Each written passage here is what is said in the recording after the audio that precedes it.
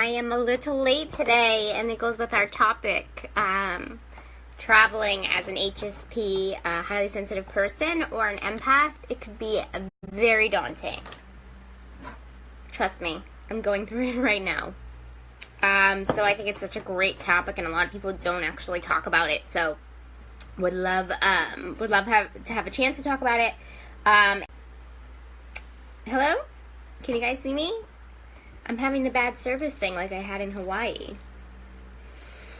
I feel so good to be back. Oh my gosh, it feels so good. I am a wanderlust, somebody that loves traveling, but sometimes when I travel too much, I get a little overwhelmed, I get a little ungrounded, so it takes a lot for me to get back into it.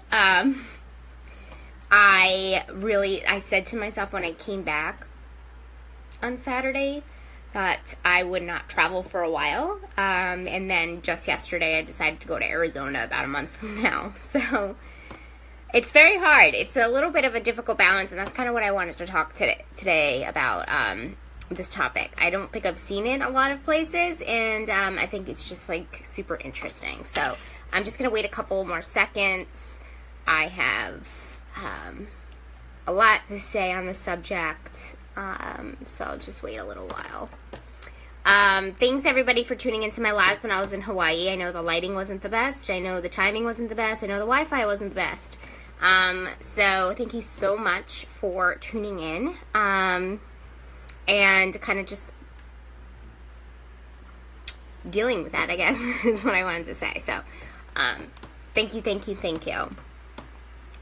Okay, I'm going to go ahead and start. I'll introduce myself as per usual. My name is Justine Lezzie. I'm a spiritual coach, so what that means is I help people get spiritually connected. I help them empower their intuition to do lots of things in life, and help them heal themselves. And I do all of this mainly because I want everybody to experience emotional freedom, a life of emotional freedom.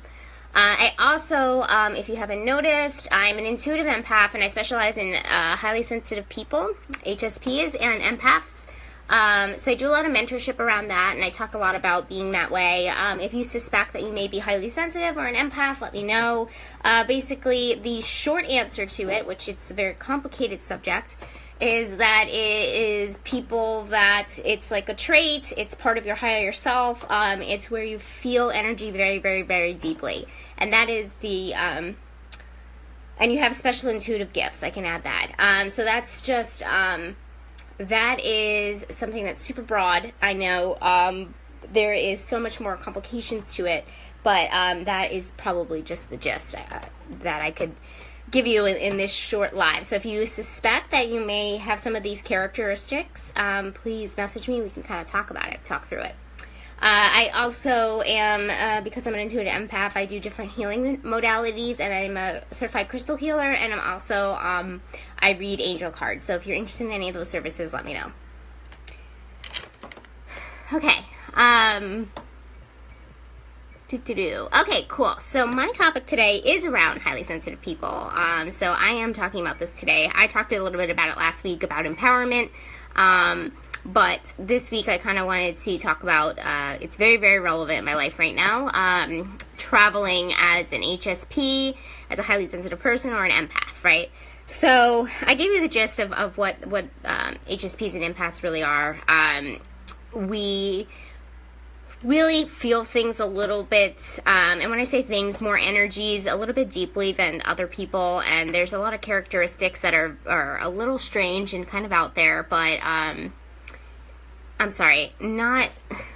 need to, start not doing that. Does that make sense? Because sometimes I look at the trait as, something that's, because it's a challenge, right? But I kind of look at it as something that is very different from other people, which it is, and really I think it's only 10% of the population, but we are out there, so, but I'm not going to use those words anymore, so I'm glad I caught myself, but,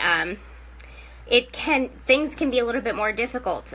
We have the ability to pick up on other people's emotions, so that could be super overwhelming. So, overwhelm is definitely a word that I would use. I know when I'm traveling, there's a ton of challenges about not feeling grounded, for obvious reasons. You're not in your normal everyday routine. You're not in some place that's familiar to you.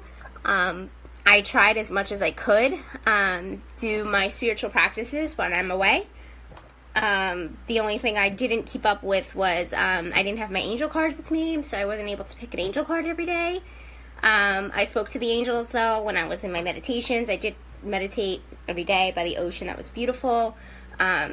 I was able to do that, and I also wasn't able to journal, and sometimes journaling is just a really important factor in my life, and it could really help me hash out some feelings that I'm having once I have it written down on paper. So I didn't actually get a chance to do that.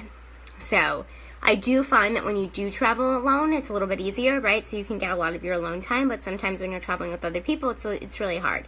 It's extra hard. So the other thing, too, is picking up emotions from other people. I was pretty good with that, right? A lot of positive feelings anyway. I was by the ocean, brings a lot of positivity. It's a very spiritual experience. No real negativity that I picked up, which is great. And I would say there's a ton to do, and I was super overwhelmed with how much there was to do, and I actually didn't even get to do it all. So there's this time factor that gets you really nervous and gives you some anxiety about not being able to get it all done, and just a lot of pressure around that. So because sometimes as an HSP you need serious downtime, and I actually, the one night I slept for 11 hours. I went to bed at 6:30 and I didn't wake up for dinner. It was supposed to be a nap. So I didn't wake up until the next day, until 5:30 in the morning. But that nap was everything, right? Because I needed downtime. I needed time to recharge. And that's actually what kind of happened to me this morning is, this live is a little late because that's for a reason. I allowed myself to sleep in because my body had still not adjusted to the time zones. So I was extremely tired. I couldn't get to bed last night until 1 o'clock. And I just felt like I needed to catch up. So I allowed myself, had some self-compassion, and I allowed myself to sleep in and kind of miss the time of my life, even though I'm trying to be really consistent with it. So I knew, I listened to my intuition. I knew my body needed it. So I decided to allow myself to go ahead and sleep in. So that's what happened this morning, if you're wondering why this live is super long, late. But it was a little late in Hawaii, too, because that was the time zones. And sometimes, trying to be consistent with your life when you're traveling can be a little frustrating. So I can definitely see the frustrations coming up there as well. So I just jotted down a few tips that I think are going to help me in the next couple of days about getting back to myself and getting grounded. And I just noticed that my mug is in the shot. It's like Alice in Wonderland. Great movie. Great book. Anyway, enough about Alice, but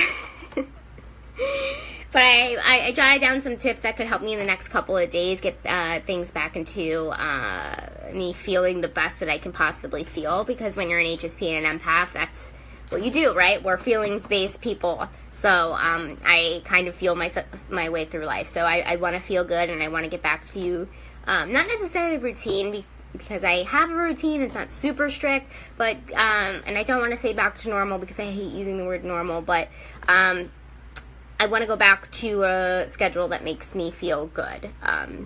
So I just touched on it just now, but to help you kind of get back into the mode, thanks. I think I look like a mess, but thanks, David.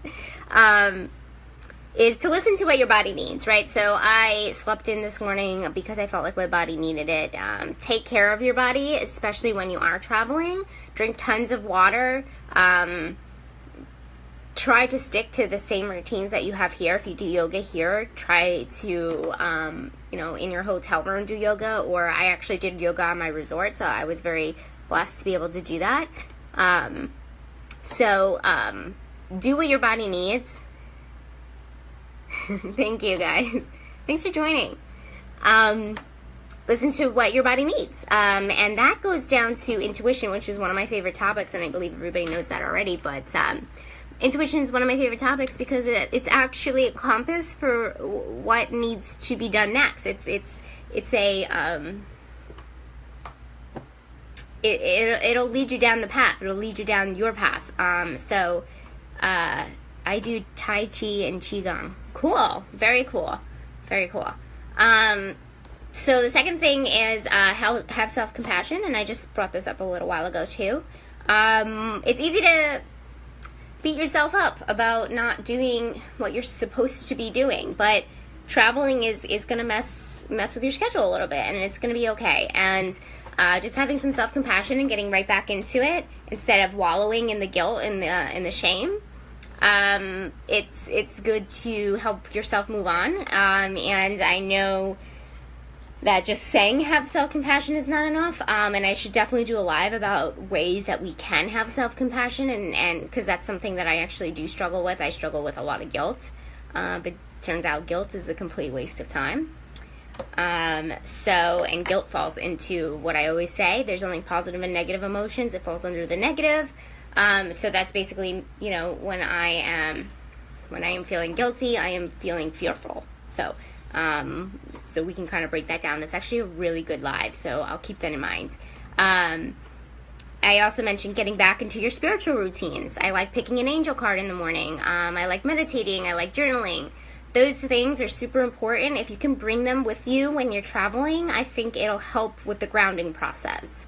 I know, like I said, I tried to do everything that I could. I did not get to the journaling piece, but as much spiritual routines as you do in your home, try to bring it when you're traveling, and then get back to it when you come back. So, and then the last one is do some grounding exercises. There's actually this great exercise, and I do find that it works, and it works especially well when you are outside.